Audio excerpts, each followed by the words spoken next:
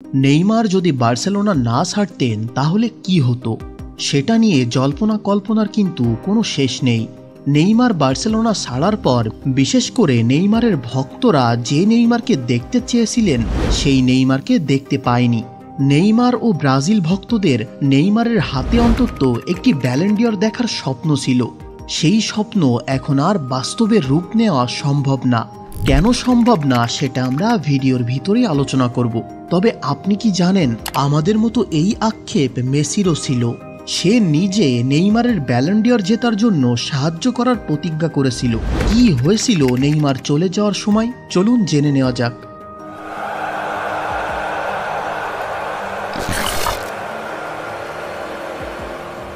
Neymar 2014 সালে বার্সেলোনাতে যোগ দেওয়ার পর দারুণ ফর্মে ছিল।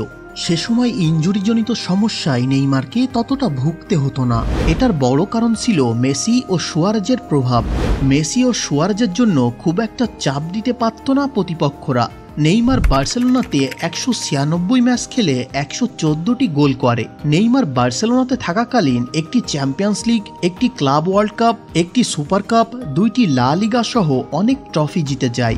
তবে নেইমার বার্সেলোনা কেন ছাড়লেন সেটা নিয়ে এখনও দ্বিমত আছে। তার বার্সেলোনা ছাড়ার কারণ কি শুধুই টাকা, নাকি সে ক্লাবের কেন্দ্রবিন্দু হতে চায়? আমাদের মতে সেটা হলো টাকা। পিএসজির বৃহৎ অঙ্কের টাকার লোভ সামলাতে পারেনি নেইমার ও তার বাবা। তবে নেইমার বার্সেলোনাতে থাকলে তার ব্যালন ডি'অর জয়ের তীব্র সম্ভাবনা ছিল। তার প্রমাণ নেইমার নিজেই দিয়েছে। এমনকি মেসিও নেইমারের হাতে ব্যালন ডি'অর দেখতে চায়।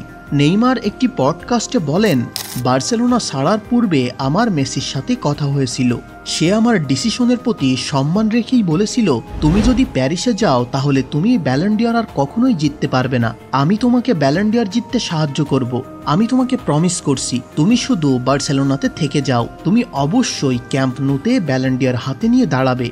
নেইমার আরও বলেন, আমি ক্লাব ছাড়ার সংকল্প করে ফেলেছিলাম। আমি মেসির প্রতি কৃতজ্ঞ। সে আমার জন্য যা করেছে তার জন্য। আমি তার সাথে থেকেই একজন স্টার হিসেবে গড়ে উঠেছি। হয়তো তার কথা শুনলে আমি ব্যালন ডি'অর জিততে পারতাম। তো আপনার কি মনে হয় কমেন্ট করে জানিয়ে দিন। কথা হবে পরের ভিডিওতে। চ্যানেলটি সাবস্ক্রাইব করে সাথে থাকেন।